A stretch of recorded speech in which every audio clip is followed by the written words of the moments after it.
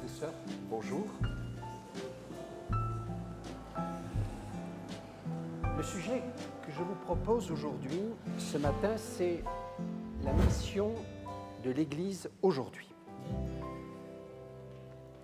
Avec les anciens, nous sommes, et notre pasteur est un invité, Carl Johnson, qui d'ailleurs nous fait l'honneur d'être présent aujourd'hui.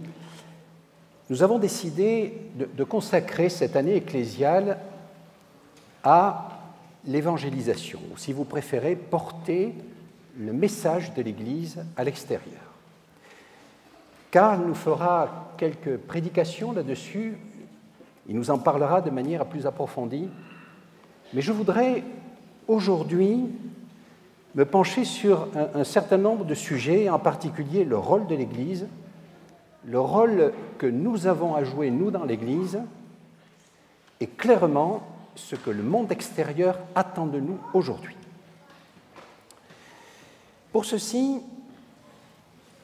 je vous invite d'abord à analyser quel est le rôle de l'Église et quelle est la mission de cette Église en prenant quelques textes dans l'épître de Paul aux Éphésiens que j'ai trouvé assez remarquables. Éphésiens chapitre 1, les versets 20 à 22. Il est parlé de Dieu, il a mis en œuvre dans le Christ en le réveillant d'entre les morts, le ressuscitant, et en le faisant asseoir à sa droite dans les lieux célestes, au-dessus de tout principat, de toute autorité, de toute puissance, de toute seigneurie, de tout nom qui puisse se prononcer, non seulement dans ce monde, mais encore dans le monde à venir. Il a tout mis sous ses pieds, donc Dieu a tout mis sous les pieds de Christ, et il l'a donné comme tête, au-dessus de tout, à l'Église qui est son corps, la plénitude de celui qui remplit tout en tous. L'Église est le corps de Jésus-Christ, dont Jésus-Christ est la tête. Ce n'est donc pas une simple organisation, c'est le corps de Christ. Vous vous rendez compte que l'apôtre Paul va poursuivre en disant, eh bien, il va la nourrir, cette Église, il va la développer parce que c'est son corps. Et donc, il a plu à Dieu de se servir de l'Église en général, et je parle bien de l'Église en général, pour accomplir la mission qu'il a à faire. Et pour ceci, toujours dans l'épître de Paul aux Éphésiens, au chapitre 3, les versets 8 à 11, il dit ceci, l'apôtre Paul, à moi, donc Paul parle, le moindre de tous les saints, cette grâce a été accordée d'annoncer aux non-juifs comme bonne nouvelle, annoncer quoi? La bonne nouvelle. La richesse insondable du Christ et de mettre en lumière pour tous la réalisation du mystère caché de tout temps en Dieu, le créateur de tout, on voit apparaître la notion de création, afin que la sagesse de Dieu dans sa grande diversité soit maintenant portée par l'Église à la connaissance des principats et des autorités. La sagesse de Dieu, la gloire de Dieu est portée par l'Église. Et l'Église, chers frères et sœurs, ce n'est pas ce bâtiment, ce n'est pas une organisation, c'est moi et c'est vous. Aujourd'hui, nous portons aujourd'hui la gloire de Dieu et la sagesse de Dieu dans sa grande diversité. Il poursuit la chose suivante, c'est les versets 14 à 19, où il dit « C'est pourquoi je fléchis les genoux », c'est toujours l'apôtre Paul qui parle, « devant le Père, de qui toute famille dans tous les cieux et sur la terre tient son nom, afin qu'il vous donne, selon la richesse de sa gloire, d'être rendu fort et puissant par son esprit, au profit de l'homme intérieur, que le Christ habite dans votre cœur par la foi et que vous soyez enracinés et fondés dans l'amour. » L'Église, c'est le corps de Christ, c'est vous et c'est moi, c'est Jésus-Christ qui habite dans nos cœurs. Et nous avons pour mission de parler de Dieu, de son amour et de sa grâce. Et c'est véritablement ceci qui nous est proposé. Alors la question c'est, Sur le plan théorique, ceci me paraît bien, mais finalement, est-ce que nous sommes attendus dans ce domaine? Et là, je voudrais vous parler de 3 ou 4 signaux qu'aujourd'hui on peut considérer comme faibles, mais qui montrent que Dieu est à l'œuvre, non seulement dans l'Église, mais également hors de l'Église. Et que, comme du temps de Jésus, Dieu a préparé quelque chose pour nous. Vous allez être très surpris, mais dans ce monde que nous jugeons à la fois laïque, non religieux, nous sommes attendus. Alors vous me direz, ce n'est pas forcément évident, mais écoutez bien ceci. Il y a eu récemment une réunion au Sénat, je ne sais pas si je vous en ai parlé, l'invitation du Sénat. Le Sénat, c'est une institution laïque. Le président du Sénat, M. Larcher, a invité les religions sur le sujet du réchauffement climatique. Attendez, qu'est-ce qu'on a à faire avec ça? Et en quoi un État laïque a besoin des religions? Je vais vous en parler parce que ça va être le thème principal. Étonnant. M. Larcher, président du Sénat, descend demain dans le sud de la France où se réunissent les protestants au musée du désert. Parce qu'il a des choses à dire sur les protestants. Il est protestant. Et il manifeste, à mon avis pour une première fois, son appartenance à une religion. Deuxième des choses, le président de la République française a réuni un sommet des consciences. Attendez, on est dans un État laïque ou non? Et il a réuni pour ça les religions, entre autres.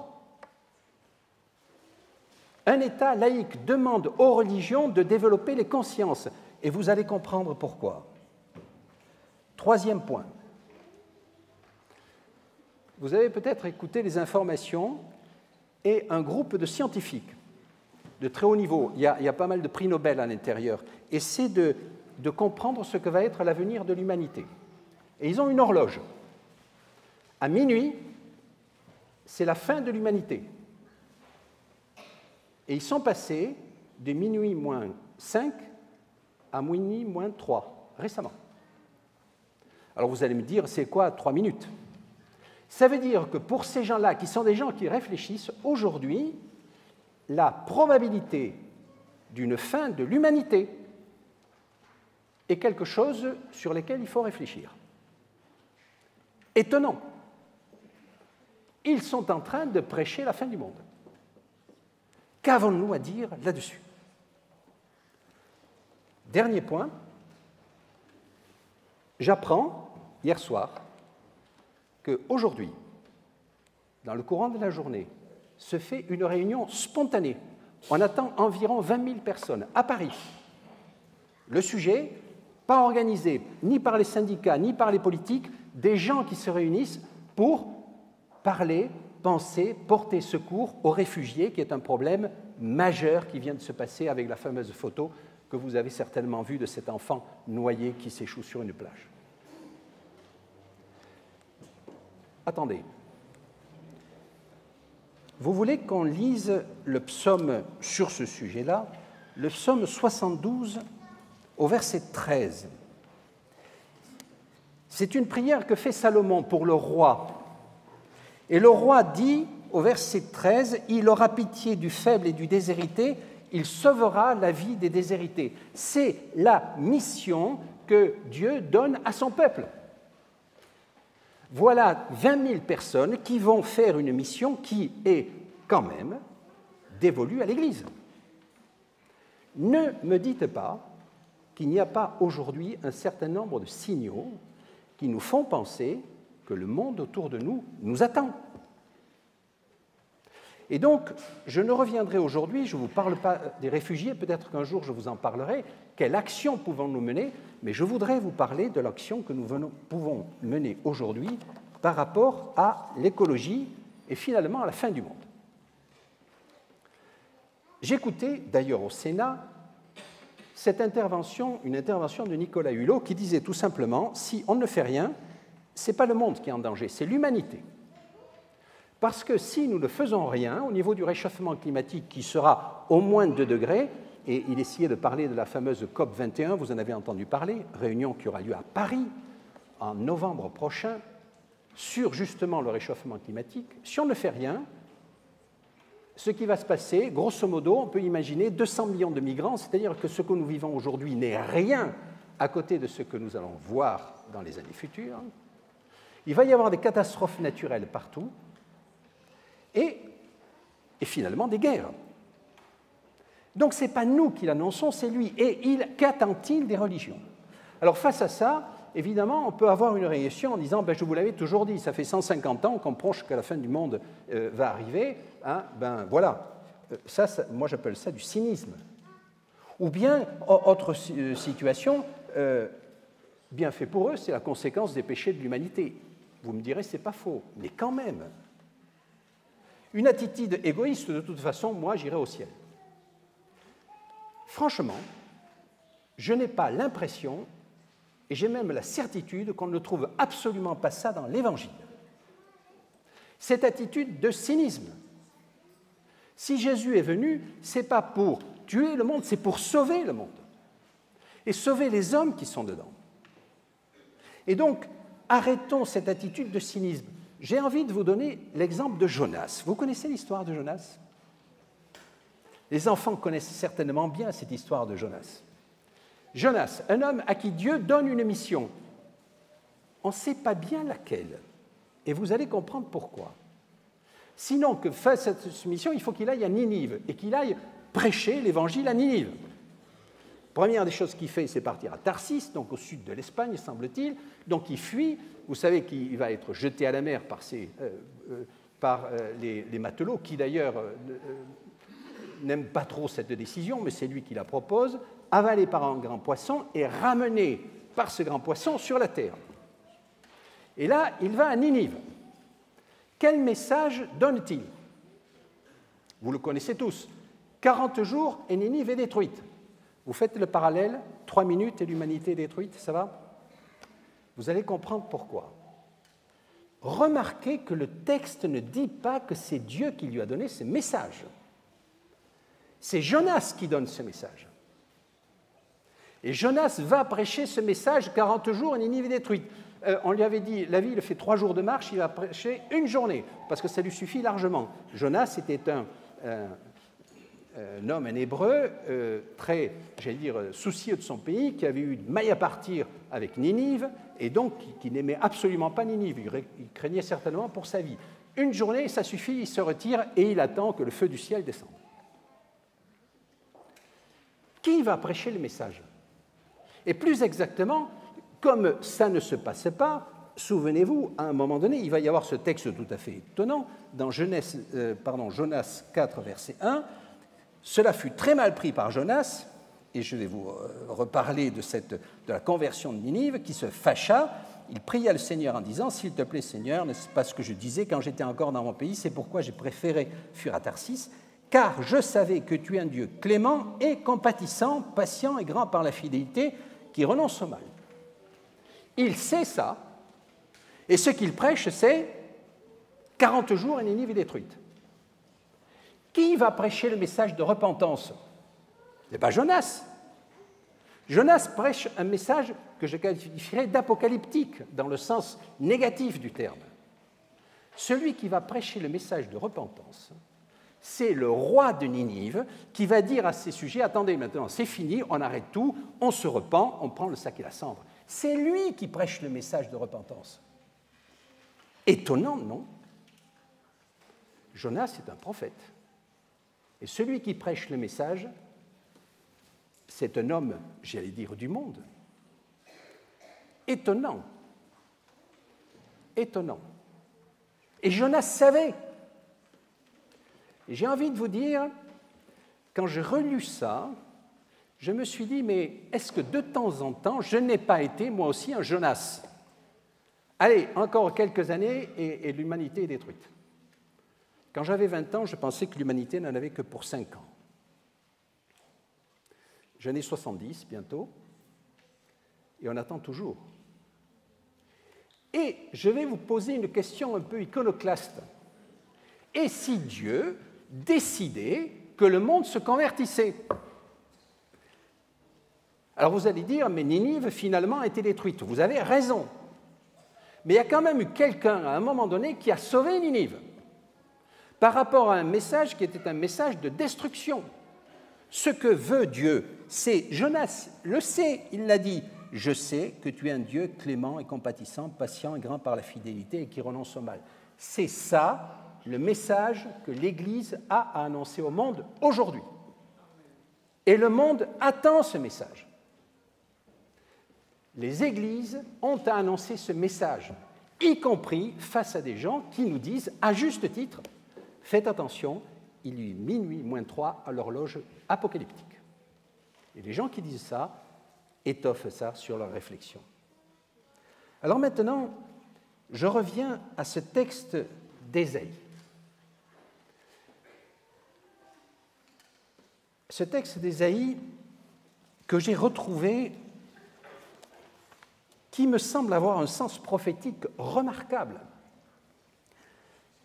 Nous allons étudier dans la leçon de l'école du sabbat de tout à l'heure, justement, Philippe et l'eunuque éthiopien, avec cet eunuque qui lit le prophète Ésaïe et qui ne sait pas de qui Ésaïe parle.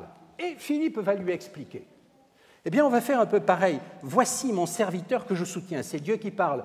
Ésaïe, c'est clair, hein, ce texte a été écrit 300 à 400 ans avant Jésus-Christ. Et que dit-on de lui? J'ai mis sur lui mon souffle, il imposera l'équité aux nations. Souvenez-vous de ce terme, équité. Qui l'envoie? C'est le Dieu, verset 5, ainsi parle le Dieu, le Seigneur, celui qui crée le ciel et qui déploie. Celui qui envoie, c'est le Dieu créateur. Troisième point que je prends ici, que dira-t-il? Je le prends par la main, donc mon serviteur, je le préserve pour faire de soi l'alliance du peuple. Donc ce serviteur doit faire l'alliance du peuple, il doit être à la lumière des nations pour ouvrir les yeux des aveugles et pour faire sortir la forteresse le prisonnier. C'est exactement ce texte-là que Jésus va prendre au moment du début de son ministère. Mais je vous rappelle que nous sommes le corps de Christ. C'est-à-dire que la mission qui est donnée aux serviteurs ici, entre nous, c'est la nôtre. À partir de là, sur le problème de l'écologie, il y a 4 messages sur lesquels nous sommes attendus. Et j'écoute ça de la part d'un représentant d'un gouvernement laïque. Et il dit la chose suivante. Nous vous attendons, vous, les religions, parce que vous croyez en un Dieu créateur. Je tombe des nues. Je pensais qu'on était dans un système évolutionniste. Il nous dit, vous croyez en un Dieu créateur et c'est un atout que vous avez. Pourquoi? Parce que si la terre est un don de Dieu, vous avez le devoir, vous, de l'entretenir, de ne pas le piller comme ça se fait actuellement. Vous savez que la consommation de l'humanité aujourd'hui fait grosso modo 2 fois ce que la terre peut produire. Donc on puise sur les réserves. Ça ne peut pas durer. Ce n'est pas moi qui le dis. Écoutez les émissions de radio ou de télévision sur le sujet. Et donc, vous qui croyez en un Dieu créateur, et nous croyons en un Dieu créateur, c'est un don de Dieu, qu'est-ce que vous faites de ce don? Si Dieu a créé la terre, c'est pour que nous l'entretenions. Un jour, elle sera détruite, vous me direz, vous avez raison, mais en attendant qu'elle soit détruite, la destruction de la terre, ce n'est pas notre affaire. Et son retour en gloire, c'est son affaire. C'est à lui que ça appartient. Et en attendant qu'il revienne, nous, on doit travailler la terre et l'entretenir. Et pas jouer les cyniques en disant, après tout, tout va être détruit, que faisons-nous? Il faut que nous fassions attention à ce message. On nous attend là-dessus, parce que ça donne du sens à nos actions. Si nous faisons ces actions au niveau de l'écologie, puisque je prends ce sujet, c'est que, quelque part, ça entretient le cadeau que Dieu nous a fait en tant que créateur. Deuxième message. Vous avez, vous, croyants, chrétiens, entre autres, une vision long terme. Vous êtes ici pour longtemps. Alors, longtemps, on n'en sait rien, vous allez me dire. J'ai cru qu'on en avait pour 5 ans, mais j'avais 20 ans à cette époque-là. Aujourd'hui, je ne sais pas, et personne ne sait. La seule chose que je sais, c'est que nous vivons entre la mort et la résurrection de Jésus-Christ et son retour. Et on ne sait pas où on en est. Sinon qu'il faut nous préparer à ce retour. Et donc nous avons une vision long terme. La preuve, c'est que quand on construit une école, quand on construit des églises, quand on construit des hôpitaux, c'est une vision long terme. Si tout devait s'arrêter dans 2 ans, ce n'est pas la peine. Et donc, on vit dans cette, j'allais dire, cette tension permanente d'un retour de Christ qui doit nous habiter, retour en gloire, et d'autre part, quelque chose qui peut être long. Vous savez que le temps de l'économie aujourd'hui, c'est quoi? Le temps de la finance? Allez, je fais appel à vous. Quel est le temps de la finance, le temps de réflexion aujourd'hui des financiers? Oui, c'est la microseconde. Je dirais que c'est la nanoseconde, mais la micro me va déjà bien. C'est à cause de ça qu'on a eu le crash boursier récemment, là. Tous les ordinateurs ont réagi en même temps, plus vite que l'homme. Et boum, tout ça s'est effondré, pour remonter un peu après, mais microseconde. Le temps d'un budget. Je suis en train de préparer le budget de l'Église. C'est l'année, on réfléchit sur l'année. Le temps du politique, c'est 5 ans. Aujourd'hui, c'est 3 ans ou c'est 2 ans. Vous ne pouvez pas demander à un politique de réfléchir à plus de son temps d'élection.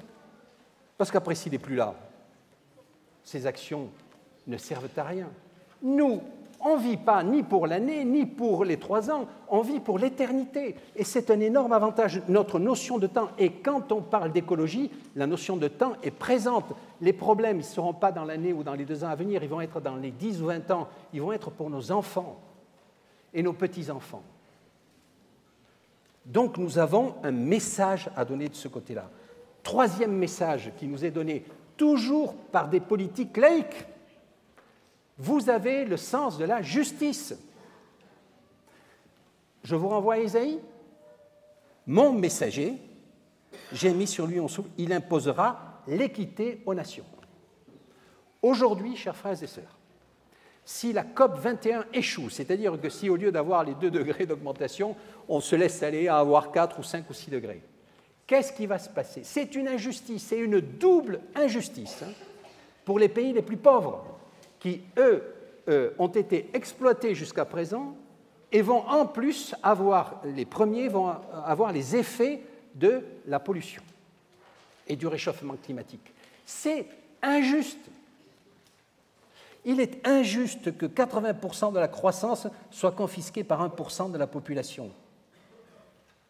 Il est injuste, ces réfugiés, cette situation des réfugiés qui sont là. Qui a le sens de la justice? Sinon, nous, en tant qu'Église. À l'époque, nous avons envoyé des missionnaires pour parler, pour porter ce message. Et aujourd'hui encore, nous menons des actions dans le monde entier en faveur des plus déshérités. Et c'est bien. Et c'est pour ça qu'on nous attend dans ce domaine. Parce que nous avons le sens de la justice, y compris à l'intérieur de nos groupes. Les activités humanitaires et autres commencent déjà par les églises. Et donc nous avons des choses à dire sur ce sujet-là. Parce que l'injustice est en train de grandir dans le monde. Et on nous attend. Et j'ai envie de dire, qu'est-ce qu'on fait? Et ça, c'est un autre sujet. Je ne veux pas vous culpabiliser sur le sujet, mais vous dire que nous sommes, en tant qu'Église, attendus. Le dernier point, qui m'a paru, là, presque le plus étonnant.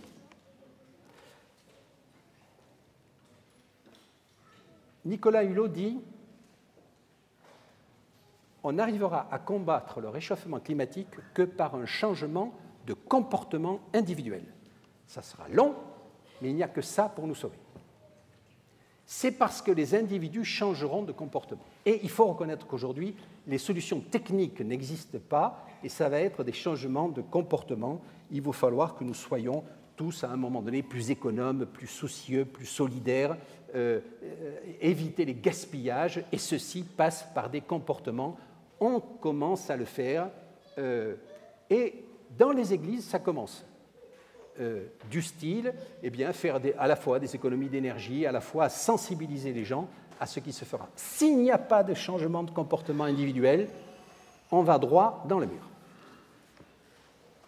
Ou est-ce qu'on apprend à avoir des changements de comportement individuel? Dans l'Église, ça s'appelle la conversion. Ça s'appelle avoir Jésus-Christ en soi. C'est ce que l'apôtre Paul nous dit. Et ces gens-là nous disent, vous savez, vous avez vécu des conversions, et donc aidez-nous dans le domaine de la conversion à l'écologie. Vous allez dire, c'est très pratique, ce genre de choses, mais c'est quand même étonnant de voir combien ce que nous vivons aujourd'hui dans l'Église est un facteur sur lequel nous sommes attendus. Et c'est pour ça que nous sommes le corps du Christ. Il a agi et il nous demande d'agir. Et nous pouvons le faire. Et nous sommes attendus. Alors, que pouvons-nous faire de manière concrète? Eh bien, j'ai envie de vous dire, oui, je vais prêcher pour une paroisse qui m'est chère, qui est Bible à Neuilly. Il va y avoir, en novembre, 15 jours pendant lesquels il va y avoir à la fois des conférences, des concerts organisés par cette Église, des conférences faites à des enfants, faites par une personne de cette communauté ici, pour sensibiliser tout ce monde à l'écologie, puisque le problème est un problème d'abord de sensibilisation personnelle. Oui, nous avons des choses à faire, oui, nous avons des choses à dire. Mais finalement, quelle est notre mission? Vous allez me dire, prêcher le retour du Christ. Oui. Mais je vous rappelle, et l'apôtre Paul le dit, que le retour du Christ a toujours dans la Bible deux sens. Vous avez celui du retour eschatologique, j'appelle retour eschatologique, celui qui se passera à la fin des temps et à la fin de l'humanité telle que nous la connaissons. Et il y a le retour du Christ que nous vivons maintenant. Jésus nous dit, quand 2 ou 3 sont assemblés en mon nom, je suis au milieu d'eux. Avons-nous conscience qu'il est au milieu de nous maintenant? Avons-nous conscience qu'il est dans notre cœur maintenant? Et donc, son retour eschatologique, j'ai envie de vous dire, de me dire, c'est son problème. Il a dit, personne ne connaît ni le jour ni l'heure, et je pense que plus je réfléchis à ça, plus je pense qu'il a eu raison de dire ça. Parce qu'à force de se polariser là-dessus, on oublie le présent. Notre Dieu est un Dieu du présent. Je vous rappelle que son nom, le nom de notre Dieu, c'est, vous le connaissez, c'est Yahweh. Et Yahweh, ça veut dire « je suis ». Moi, je m'appelle Patrick. Lui, il s'appelle « je suis ». Ce n'est pas « j'étais », ce n'est pas « je serai », c'est « je suis » ici et maintenant. Alors, pour terminer, j'aurais envie de vous laisser ce texte de Jonas finalement, en vous disant, nous pouvons agir, nous sommes attendus sur des chemins qui nous paraissent peut-être curieux par rapport à ça.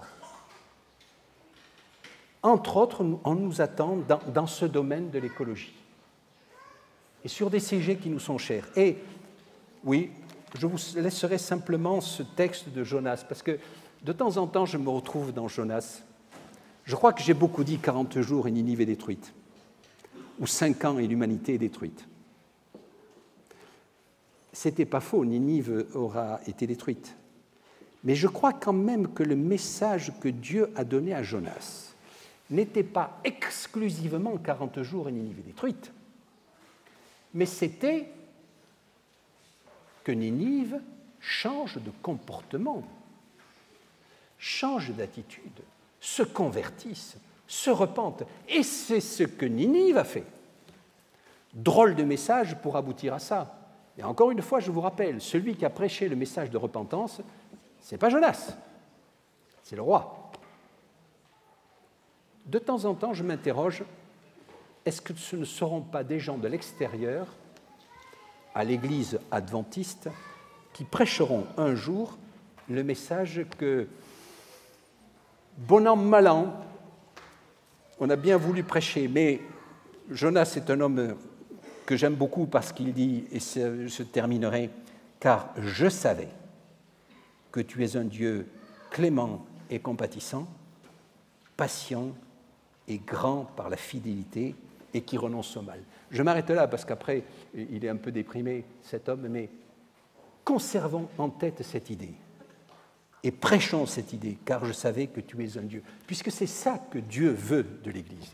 C'est qu'elle annonce ce message, c'est que j'annonce ce message. Maintenant, car je savais que tu es un Dieu clément et compatissant, patient et grand par la fidélité, et qui renonce au mal. Dieu renonce au mal. Que notre Seigneur nous accompagne dans cette vision, dans cette mission que nous voulons redéfinir ou revivre plus exactement pour notre communauté ici de Neuilly. Que le Seigneur nous accompagne. Amen.